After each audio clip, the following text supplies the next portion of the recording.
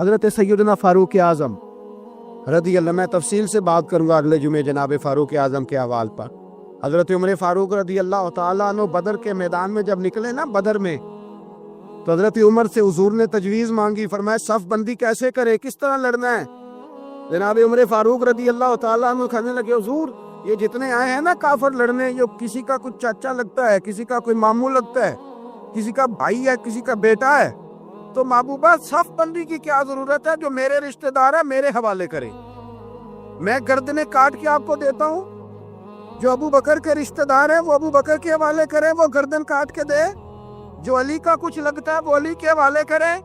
ہم دنیا کو بتائیں گے کہ اشداء علی الکفار، اشداء علی، اس کے لیے ہمارے پاس سختی ہے، کوئی نرمی، وہ ہمارا سگا بھی ہو تو اس کے حق میں کوئی نرمی۔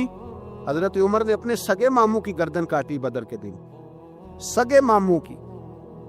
حضرت ابو عبیدہ بن جراح، سنو، اسلام امن کا درس دیتا ہے، محبت کا درس دیتا ہے، بھائی اسلام ہی تو امن کا درس دیتا ہے، پر جڑی بوٹی کاٹنا بد امنی نہیں ہوتا، ظالم کا ہاتھ پکڑنا بد امنی، اور امن والے اور ہوتے ہیں بزدل، ان دونوں میں فرق ہوتا ہے۔ امن والا بننے کا کہا گیا ہے، بزدل بننے کا کہا۔ میرے نبی پاک نے جو بدر میں تلوار اٹھائی تھی، زرہ پہنی تھی، حضور علیہ الصلوۃ والسلام نے لوہے کی جیکٹ پہنی تھی، تو وہ بھی میرے رسول پاک نے امن کے لیے ہی پہنی تھی۔ میرے نبی پاک صلی اللہ علیہ وسلم نے احد کے دن جو ہتھیار اٹھائے تھے تو وہ بھی امن کے لیے اٹھائے تھے، وہ بھی امن کے لیے حضور نے ہتھیار اٹھایا تھا۔ ہتھیار اٹھانا بد امنی کی علامت نہیں ہوتا میرے بھائی، یاد رکھیں۔ حضرت ابو عبیدہ بن جراح نے میدان بدر کے اندر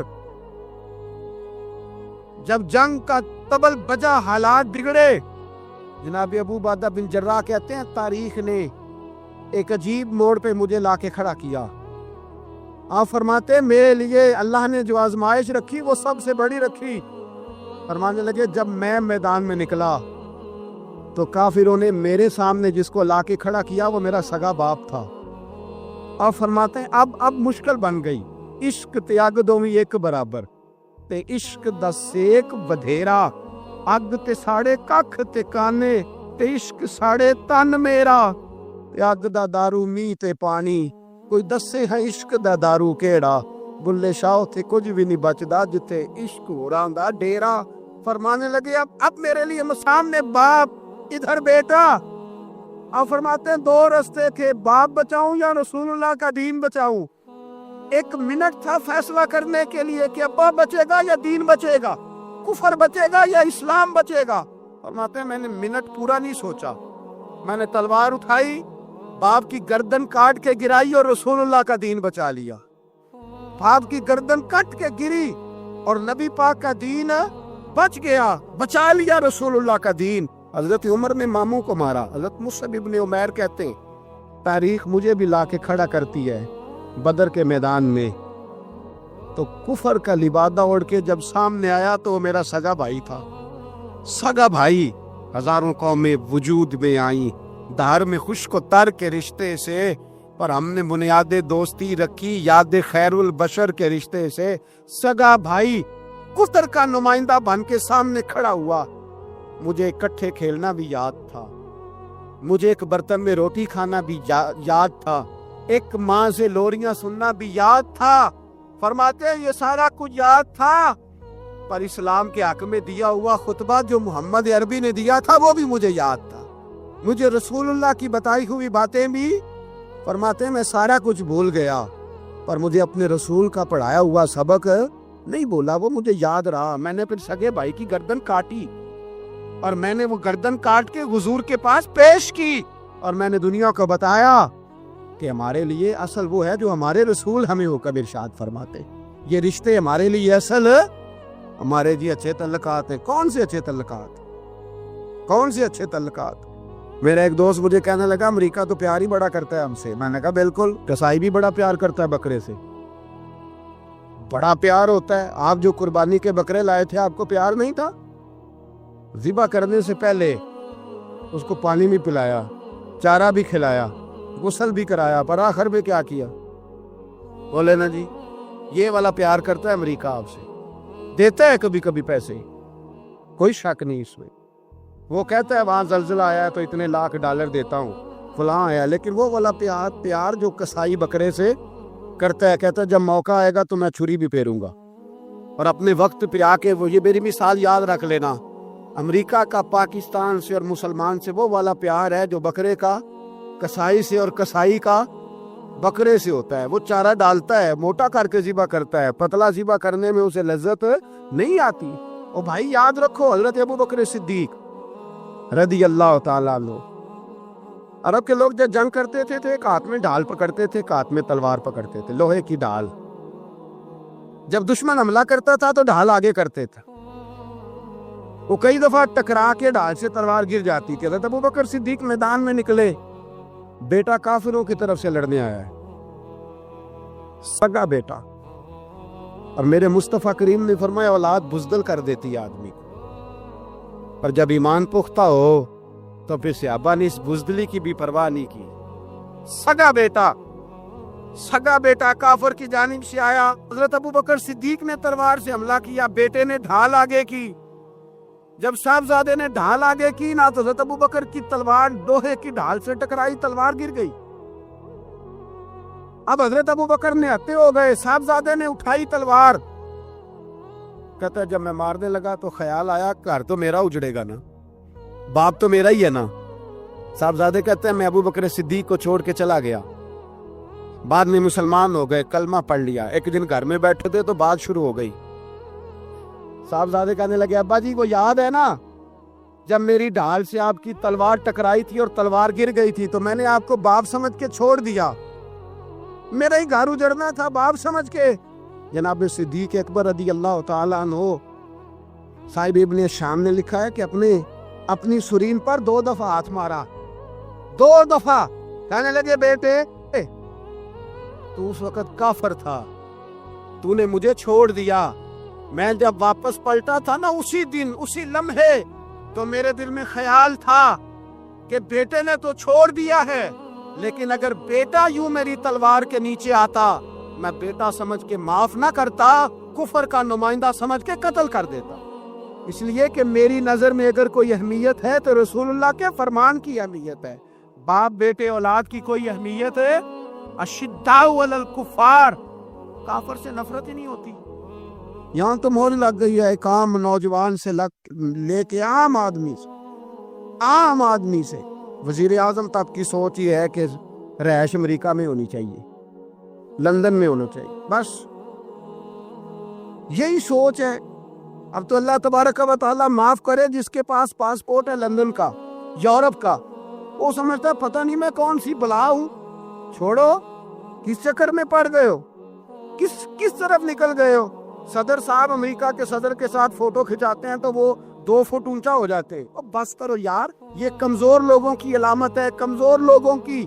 حضرت عمر فاروق رضی اللہ، مجھے پلٹ کے یاد آتے ہیں سیدنا فاروق اعظم، حضرت فاروق اعظم رضی اللہ تعالیٰ عنہ سے عیسائی بادشاہ نے کہا میں ملنا چاہتا ہوں، آپ فرمانے لگے ٹائم نہیں، جو تجھے ملنا ہے وہ مدینے کے غریبوں کو نہ ملوں گا، وہ رسول اللہ کے نوکروں کو نہیں ملوں گا، تجھے مل کے کیا کرنا ہے؟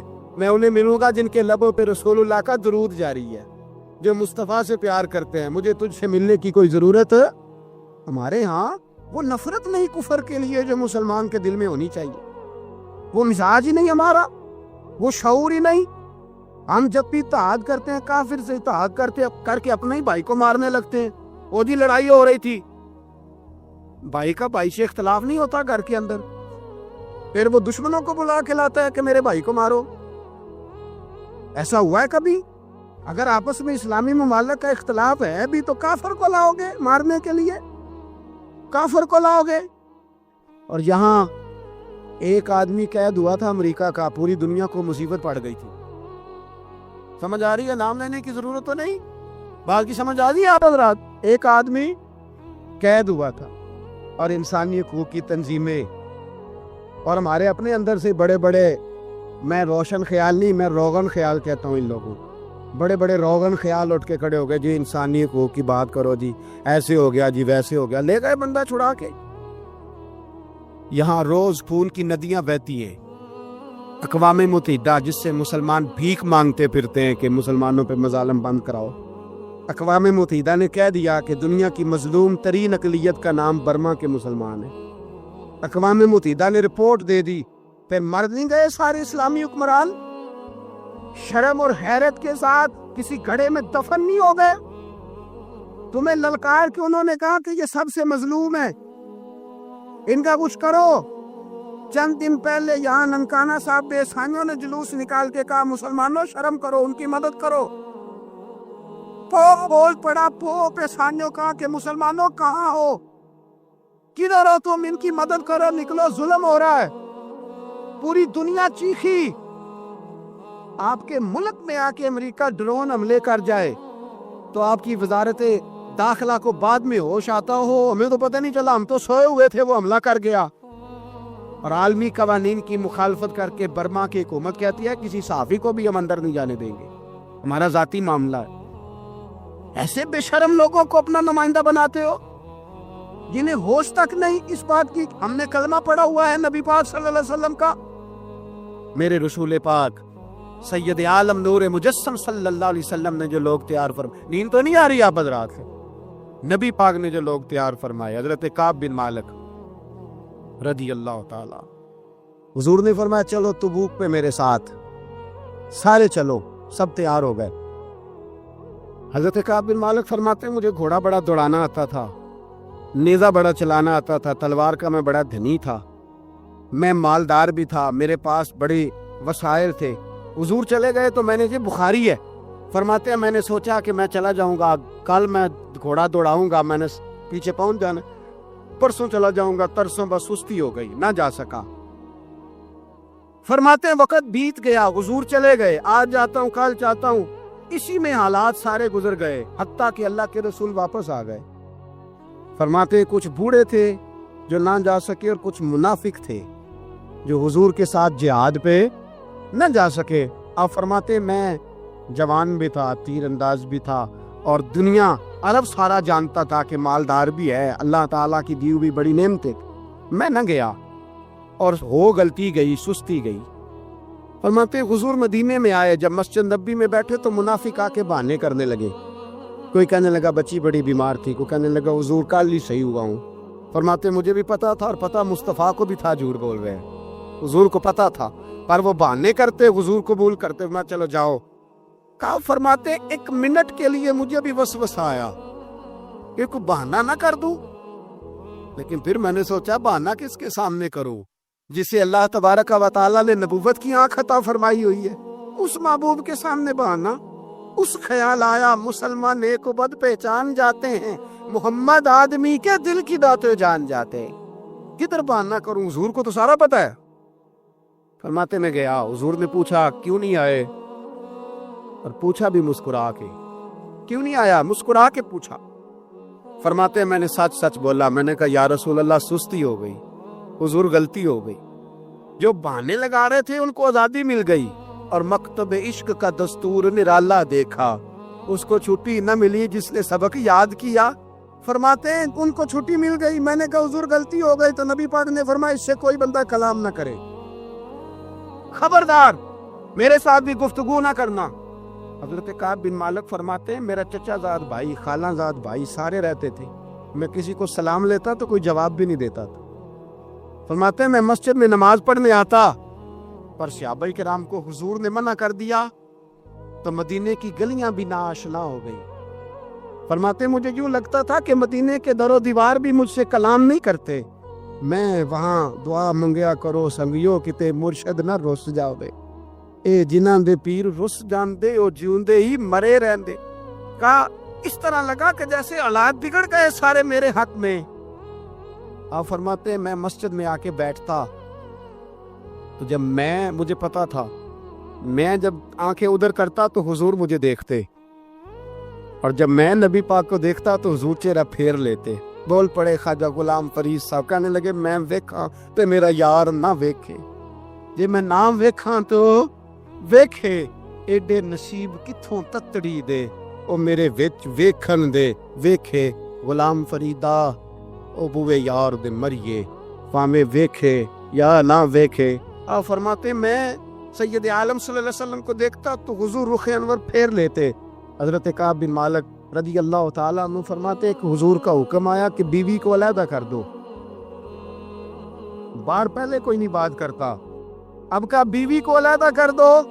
تو میں نے کہا حضور طلاق دے دوں؟ فرمایا نہیں، میکے بھیج دو، طلاق نہیں دینی. فرماتے ہیں بال بچہ بھی چلا گیا، نہ گھر میں کوئی نہ باہر کوئی، تنے تنہا. آپ فرماتے ہیں زمانہ جانتا تھا، عرب کے صوبوں میں بات پھیل گئی کہ کعب بن مالک جیسا سردار، مالدار، گھوڑ سوار، تیر انداز، نیزہ باز، اتنا بڑا سیانہ سنجیدہ آدمی جدا کر دیا نبی پاک نے. فرماتے ہیں غسان کے عیسائی بادشاہ نے مجھے خط لکھا. حضرت کعب فرماتے ہیں بڑی آزمائش تھی، پر یہ مصیبت سب سے بڑی تھی. غسان کے عیسائی بادشاہ نے خط لکھا، اس کا آدمی مجھے ڈھونڈتا پھرتا مدینے میں ملا تو خط اس نے مجھے دیا. خط میں یہ نہیں لکھا تھا کہ کافر ہو جاؤ معاذ اللہ، یہ نہیں لکھا تھا عیسائی ہو جاؤ. اس نے خط میں لکھا کہ کعب ہم نے سنا ہے تمہارے نبی نے تمہیں چھوڑ دیا، ناراض ہو گئے. تم تو اس قابل تھے کہ صوبے کے گورنر بنائے جاتے، تم تو بڑے عہدے کے قابل تھے، تمہاری تو شہرت ہے سارے علاقوں میں. تم آ جاؤ ہمارے پاس، ہم تمہیں بہت بڑا عہدہ دے دیں گے. حضرت کعب بن مالک فرماتے اب میری چیخیں نکلی، اب میں تڑپ کے رویا. میں نے وہ اس کا خط پکڑا اور جلتے ہوئے تنور میں ڈالا اور مسجد نبی میں سر سجدے میں رکھ کے میں نے کہا اے اللہ، میرا ایمان اتنا ہی مشکوک ہو گیا ہے کہ کافر کہتے ہیں میں ان کے ساتھ مل جاؤں گا. اے اللہ، میرا ایمان اتنا کہ کافر سمجھنے لگے ہیں کہ میں مسلمانوں کو چھوڑ کے ان سے اتحاد کروں گا. یہاں لوگ کہتے ہیں ہم نے پریشر کے لیے ان کو ساتھ ملایا ہے، ہم نے پریشر کے لیے کافر سے سمجھوتا کرو گے، اپنے بھائی پر ظلم کرنے کے لیے بے ایمانوں کے ساتھ دوستی کرو گے. حضرت کعب بن مالک فرماتے ہیں میں نے تندور میں ڈالا، میں تڑپ کے رویا. میں نے کہا اے اللہ، میرا اتنا امتحان نہ لے کہ کافر سوچنے لگے کہ میں اسے سمجھوتا کروں گا. اے اللہ مہربانی فرما، اتنا امتحان نہ لے. روتے روتے گھر گیا، سحری تک روتا رہا. ایک آدمی دوڑا آیا، کہنے لگا کعب جلدی چل، حضرت جبریل آ گئے ہیں، اللہ نے تیری توبہ قبول فرما لی ہے، رسول پاک نے تجھے یاد فرمایا ہے، چل آ جا. حضرت کعب بن مالک فرماتے ہیں میں قدموں میں گرا اور میں نے کہا محبوبہ میرا سارا ہی مال لے لے، حضور میری ساری صلاحیتیں لے لے، رکھ لیں سارا کچھ، مجھے وہ مال نہیں چاہیے جو آپ کے دروازے سے دور کر دے. حضور وہ دولتیں میرے کس کام کی جو آپ کے دروازے سے دور کر دے. بے نور بے چراغ جو محفل ہو پھونک دو، اعظم بلا سے اپنی وہ ہستی ہی کیوں نہ ہو، جو چیز اس کی راہ میں حائل ہو پھونک دو. حضرت کعب بن مالک رضی اللہ تعالیٰ عنہ نے ایک منٹ کے لیے بھی کافر سے سمجھوتا کرنا پسند نہ کیا. جبھی تو اللہ نے توبہ حضرت جبریل کے ذریعے نازل فرمائی. میرے بھائی یہاں منٹ پہ سمجھوتا ہے، منٹ پہ بڑا رولا ڈالتے ہم، بڑا شور ہے چائنا کی دوستی. چائنا جیسے کہے برما کی حکومت ویسے کرتی ہے، اس کا اثر اور رسوخ ہے ان کا. آپ نے کیوں نہیں ان سے کہا کہ ان کو منع کریں؟ میں چائنا کی بات نہیں چھیڑنا چاہتا، ورنہ میں اس پر بھی کچھ باتیں عرض کروں کہ وہ جو آپ کے ساتھ ان کی دوستی ہے اس کا پس منظر کیا ہے. یہ تو چائنا میں بسنے والوں سے پوچھو نا، جہاں مسجد بنانا بڑا مشکل ہے، جہاں نماز پڑھنا روزہ رکھنا بڑا مشکل ہے. کاہے کی دوستی، کس طرح کی دوستی؟ قرآن مجید نے بیان کر دیا کافر تم سے راضی نہیں ہو سکتا حتی تتبع ملتہم، جب تک تم ان کے دین کی پیروی نہ کرو. اتنی دیر کافر راضی ہو سکتا تو مسلمان کیسے راضی ہو جاتا ہے؟ بھائی میرے مصطفیٰ کریم سید عالم صلی اللہ علیہ وسلم کی امت کے جو اجزاء ترکیبی جو بنائے امت قرآن نے بیان فرمائے، ان میں پہلا یہ ہے کہ اشداء علی الکفار، مسلمان کافر پر سخت ہوتا ہے، اور دوسرے نمبر پہ فرمایا رحماء بینہم، آپس میں رحم دل. آپس میں اقبال نے اس آیت کی تفسیر کی تو 2 مصروں کے اندر شعر میں مضمون ہی پرو کے رکھ دیا. کہنے لگے ہو ہلکا یاراں تو بریشم کی طرح نرم. کس طرح؟ ریشم کی طرح. ہو ہلکا یاراں تو بریشم کی طرح نرم، رزم حق و باطل ہو تو فولاد ہے مومن. رزم حق و باطل ہو تو پھر فولاد بن کے نکلے، پھر منت سماجت نہ کرے اقوام متحدہ آئے تو فلاں آئے تو فلاں آئے، فولاد ہے مومن. ایک وہ منظر تھا حضرت عمر نے جب اپنے سگے ماموں کو لتاڑا जनाब अबू उबादा बिन जर्राह ने बाप को कत्ल किया, मुसअब इब्न उमैर ने भाई को कत्ल किया। एक वो मंजर था जब मुसलमान मक्के से मदीने आए। मदीना तैयबा पहुंचे तो मुस्तफ़ा करीम ने फरमाया ये तुम्हारे भाई है, बस बात खत्म हो गई। ये तुम्हारे, भाई इतनी सी बात है, ये तुम्हारे, इससे ज्यादा नहीं। कोई लंबा खुतबा नहीं नबी पाक ने दिया। फरमाया ये तुम्हारे, अपने भाइयों की मदद करो। हद हो गई मदद करने की। भाई का बाजू पकड़ा, घर ले गए, कहने लगे ये 15 किले मेरे हैं, 6 जो तुम्हें पसंद आते हैं रख लो, तुम्हारे हो गए। घर का सामान, बिस्तर, रजाइयां तक निकाल के दरवाजे के अंदर रखे। भाई से कहा यार जो तुझे अच्छा लगता रख ले, आधा तेरा आधा मेरा। यहाँ तक एक वो मौका जब अशिद्दाउ अलल कुफ्फार, एक ये मौका रुहमाउ बैनहुम। सहाबा किराम अलैहिम रिदवान में से किसी के पास 2 बाग थे, एक में खजूरें ज्यादा पकी, एक में कम पकी। जब वो अपने भाई को देने लगा तो उसने कहा तुझे रसूलुल्लाह ने मेरा भाई बनाया है, तुझे वो वाला बाग दूंगा जिसकी खजूरें ज्यादा पकी हुई है, वो वाला बाग दूंगा, खजूरें ज्यादा पकी हुई। और यार तारीख आलम ने ये नजारा नहीं देखा कि वहां से एक शख्स आया, गरीब है, रिश्ता नहीं मिलता। यहाँ एक शख्स ने क्या किया, उसको अपने खानदान से, अपने घर से रिश्ता भी दिया। कब भाई है, इसको यहाँ पछाना है, रखना है, लाना है। कोई तहजीब का टकराव नहीं हुआ, कोई उन लोगों के आपस में झगड़े नहीं हुए, कोई नहीं कहा कि ये मुहाजिर है, ये अंसार है, कोई किसी जगह नहीं कहा तुम्हारा खाना पीना रहना सहना अलग है, कोई किसी जगह बहस नहीं हुई, आधा बांट के दिया। और फिर भाईचारे का हाल ये था कि तबूक के बाद जब बड़ा माल आया ना मुसलमानों के पास, ढेर लग गए, बैरीन से माल आया तो ढेरों लग गए। तो रसूल पाक सल्लल्लाहु अलैहि वसल्लम ने अंसारे मदीना को बुलाया, मदीने वालों को। फरमाया तुमने बड़ा एहसार किया था अपने भाइयों पर, तुमने अपनी आधी आधी जायदादें दे दी थी, तुमने रुहमाओ बैनहुम का पूरा मुजाहिरा अमलन करके दिखाया। अब माल आ गया है, 2 ऑप्शन मैं तुम्हें देता हूं, 2 किस्म की तरजीहात, एक चीज कबूल कर लो। का या रसूल अल्लाह सल्लल्लाहु अलैहि वसल्लम हुक्म फरमाइए। फरमाया यहाँ तो जो माल तुमने अपने मुहाजिर भाइयों को दिया है वो वापस ले लो, वो तुम वापस ले लो, और ये जो माल आया ये मैं इनमें बांट देता हूँ। इस तरह करो कि मैं ये माल तुम्हारे दरमियान आपस में आधा आधा बांट देता हूँ, यहाँ तुम्हें कुछ फीसद ज्यादा दे देते हैं, उन्हें कम दे देते हैं। बात हो रही थी, अंसार चुप थे। हुजूर ने फरमाया बोलते क्यों नहीं, पता महबूब को भी है कि ये बोलेंगे तो मुझे भी ठंड पड़ेगी और कयामत तक सारी उम्मत को सुकून मिलेगा। फरमाया बोलो। तो अंसारे मदीना बोले तो रो के बोले, का महबूबा हमने माल क्या करना है, हमारे पास रसूल पाक जो मौजूद है।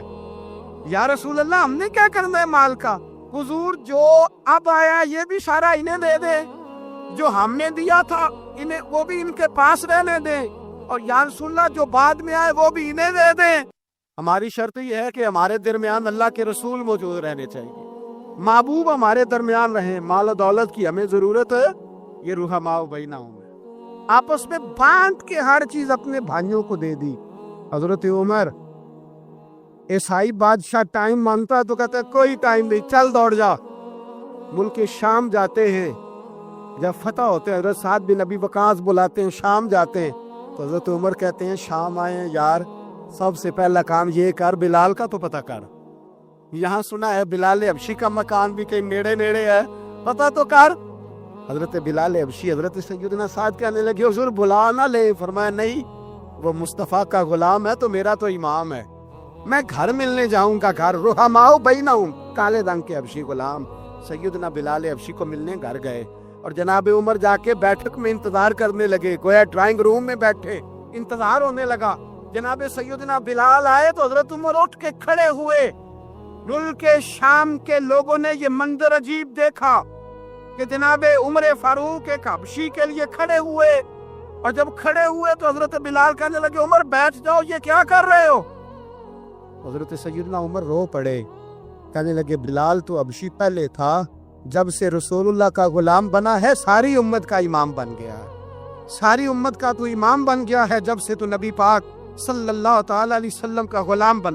भाई याद रखे, जब अशिद्दाउ अलल कुफार की बात थी तो अपने सगे कत्ल हो गए, और जब रुहमाओ बैनहुम की बात थी तो फिर ये नहीं देखा ये हबशी है। तवज्जो है मेरी बात पर, जाग रहे ना आप लोग, इधर देखे। फिर ये नहीं देखा कि ये हबशी है, ये रूमी है, ये कौन है, फिर ये देखा कि ये रसूलुल्लाह का गुलाम है सल्लल्लाहु ہمارے ہاں تو نفرتیں پھیل گئی ہیں. او بس کرو جی بنگالیوں سے جان چھڑاؤ, او بس کرو جی فلانے سے, او بس کر یار, رہن سہن اپنا اپنا ہوتا ہے, لیکن مسلمان جس طرح کا بھی ہو اس کے ساتھ نفرت کرنے کی اجازت نہیں ہے. پہلی بات اشداء علی الکفار, دوسری بات رحماء بین. اب تیسری بات ہے تراہم رکعا سجدا یبتغون فضلا من اللہ ورضوانا. میں نے جو شروع میں بات کی تھی نا کہ اگر خانہ کعبہ میں 40-50 لاکھ حاجی مل کے دعائی مانگ لیتا مل کے تو کمال ہو جاتا. حضرت ابو بکر صدیق رضی اللہ تعالیٰ عنہ سے کسی نے پوچھا تھا بدر میں فتح کیسے ہوئی؟ اب بھی مسلمان کہتے ہیں نہیں جی کیسے لڑیں گے جی, ہمیں اپنا بڑا مسئلہ ہے. یہ کمزور لوگوں کی باتیں, کمزور جو خدا والے ہوتے ہیں ان کی یہ سوچ نہیں ہوتی.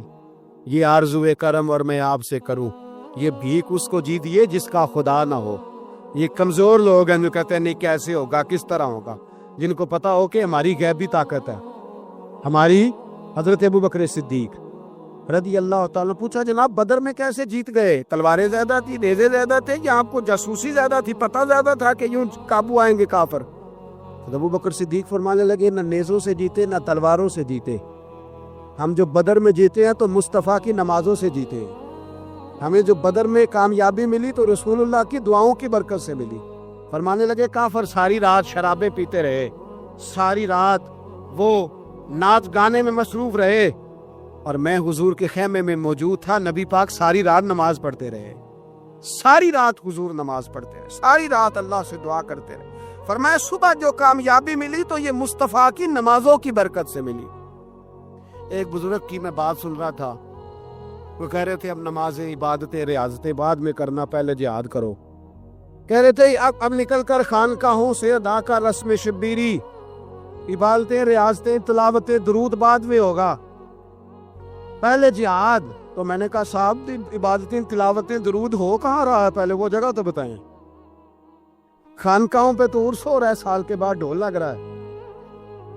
وہ جو زمانہ تھا نا کہ خانقاہ شریف پہ شام تک قرآن مجید ختم ہوگا, فجر کے بعد 50,000 درود پڑھا جائے گا, وہاں لوگ آئے ہیں تو وہاں ذکر کرتے کرتے لوگ اس قدر مست ہوئے کہ انہیں ہوش ہی نہیں کہاں کہ کہاں گئے. وہ تو دور ختم ہو گیا. اب کہاں ہے خانقاہ میں؟ اب تو نظر نیاز رہ گئی, ختم شریف رہ گیا, عرس پاک رہ گیا, باقی تو معاملہ ختم ہے. وہ کہاں گیا معاملہ سارا؟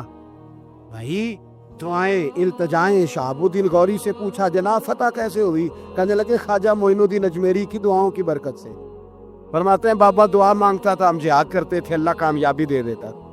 بھائی وہ عبادت, وہ ریاضت, وہ مسلمان جو رات کو اپنے رب کو منا لیا کرتا تھا, وہ اپنی عبادت کے زور پر اور اللہ تبارک و تعالیٰ کی بارگاہ میں آہو زاری. حضور نے فرمایا الدعاء صلاح المومن, دعا مومن کا ہتھیار ہے.